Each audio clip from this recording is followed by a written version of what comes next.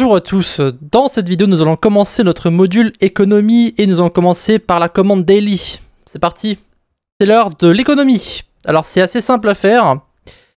En soi, le seul problème qu'on pourrait éventuellement avoir, c'est la commande daily et le reste ne devrait pas trop poser de problème, je pense. Ça demandera quand même pas mal de travail parce qu'il va falloir qu'on ajoute les différentes commandes pour ajouter de l'argent, enlever de l'argent, mais tout ça c'est très simple. Ça fonctionne un peu comme l'expérience. La seule chose qui va changer, c'est la commande daily justement, qui va être un peu simple à faire. Vous allez voir, c'est pas si compliqué que ça. Et nous allons ensuite peut-être mettre en place un shop. Je sais pas encore exactement comment ça va se passer. Je sais pas si je vais le faire ou pas. On verra. En tout cas, on fera une commande daily et ajouter, enlever et peut-être un leaderboard. Quoi qu'il arrive, on va faire exactement la même chose que pour l'expérience, sauf que ça va être pour l'argent. Et encore, ça va être encore plus simple, puisque on n'a pas besoin d'ajouter de l'expérience au fur et à mesure que les gens parlent. Ils vont le faire uniquement avec la commande daily ou via d'autres activités. Alors, on va commencer par évidemment ajouter notre dossier économie, n'est-ce pas ? Et ici, on va ajouter notre commande daily.js. Alors, on va essayer de laisser le fichier constant dans l'ordre alphabétique. Donc, on a en dessous de collector. Collector. Voilà, on va faire un copier-coller de tout ça. Hop. On colle. On va enlever la première commande. Hop. Donc, ici, ce sera économie. Et ici, ce sera daily. Donc, name daily. Et on va enlever l'alias puisqu'il n'y en a pas. Alors pour le cooldown, on s'en fout, on va mettre 1 seconde. De toute façon, le cooldown, on va le décider dans la commande. Donc aucune importance qu'on met ici.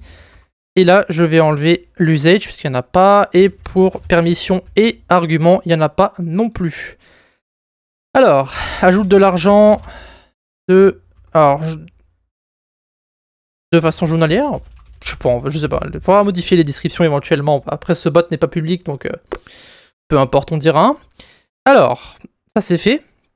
Maintenant, on va aller sur notre commande daily. On va ajouter le template d'une commande basique comme 8ball par exemple. On va fermer notre éditeur à gauche. On va faire CTRL-B comme d'habitude. On va chercher fonction et on va chercher user. On va avoir besoin du modèle aussi. Voilà. Alors, on va commencer par modifier le modèle. Alors, il y a deux choses qui vont s'ajouter avec l'économie. C'est la balance, donc c'est-à-dire le nombre d'argent que l'utilisateur possède, et le daily, donc qui est justement combien de temps il reste pour l'utilisateur avant qu'il tape la prochaine commande daily. Donc, pour rappel, une journée c'est 24 heures, d'accord, c'est pas 60 heures. Alors, rigolez pas parce que j'ai vu des gens, voilà, n'en parlons pas. Donc ici, dans le user, on va mettre... On va copier tout ça, on va mettre une virgule, on va le copier une fois et deux fois. Alors, on va commencer par ajouter balance, ça sera la même chose que level, donc c'est un type nombre 0. Et pour le daily, c'est pas un type number, c'est un petit date, et on va mettre 0 par défaut. Si vous mettez 0, ça va créer une date genre 1970, ce qui est exactement ce qu'on veut en fait. Ça c'est pour le modèle. Pour la fonction, on va ajouter juste une fonction qui va ajouter de l'argent. Donc on va en fait simplement copier addxp ici. Et on va l'appeler add balance. Alors on pourrait l'appeler add money ou peu importe ce que vous voulez. Personnellement, je vais l'appeler balance. Donc ici, on va mettre au lieu d'XP, on va mettre balance. Et ici, balance. Et donc cette fois-ci, on va pas update expérience, on va update balance. Et donc ici, c'est updated balance. Updated balance. Voilà. Ça devrait... Ah non, c'est user to update.balance. Plus balance. Client.updateUser, ok, ça devrait être bon. Alors ça c'est pour la fonction, maintenant on va pouvoir enlever tout ça. On va avoir besoin de dbuser, donc on va ajouter settings et dbuser. Je rappelle que dans message.js, alors je rappelle aussi parce que j'ai vu plusieurs personnes faire l'erreur ici. Dans la commande.run, les 5 paramètres que nous avons là, donc client, message, args, settings et dbuser, ce sont des choses qu'on a déclarées donc au sommet de notre fichier. Donc vous avez settings ici, dbuser, vous avez évidemment client et message qui sont là par défaut, et vous avez argument qui est ici. Alors si j'arrive à le trouver, ici vous avez argument. Donc les 5 paramètres qui sont là sont définis avant d'être exportés dans la commande.run qui va ensuite être utilisée ici. Donc module.export.run, ici les 5 paramètres que nous avons là sont définis, d'accord? Donc si vous n'avez pas suivi les vidéos précédentes, eh bien malheureusement pour vous, il va falloir aller les suivre. Voilà.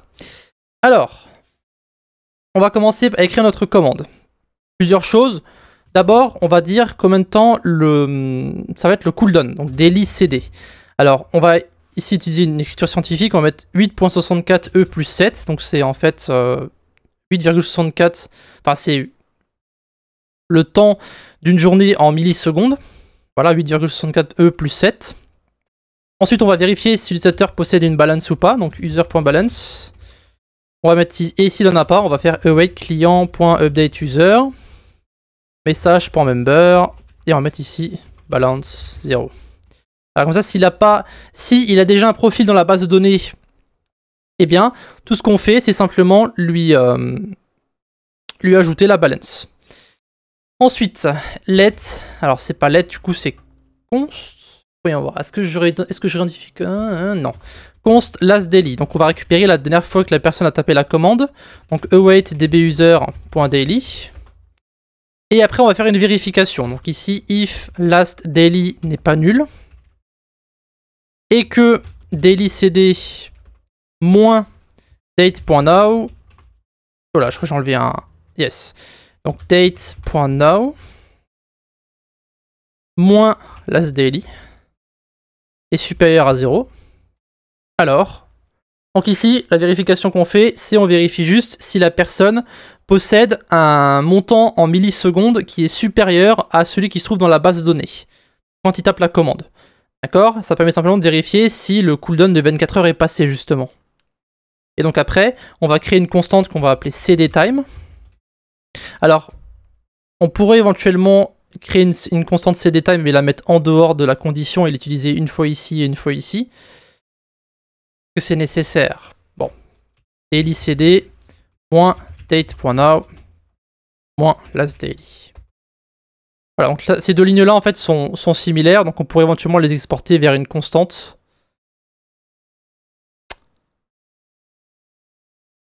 Du local. Ben, on pourrait éventuellement l'exporter, mais bon, peu importe.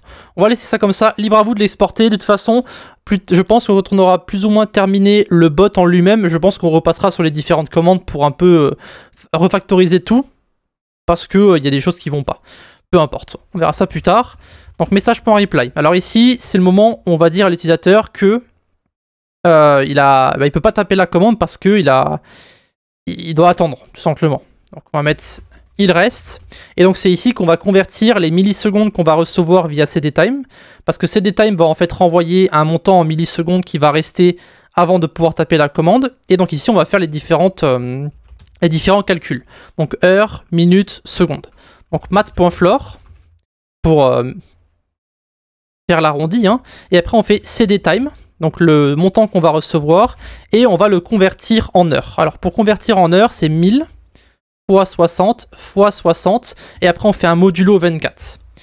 Ça va permettre simplement de récupérer le nombre d'heures au modulo 24. Donc 24, c'est 24 heures dans une journée. Donc si par exemple il reste une heure, bah, ça va envoyer une heure. S'il reste 2 heures, ça va envoyer, etc. etc. Voilà. Donc ici on va mettre heure. Ensuite, on va copier l'autre petite chose ici. Voilà.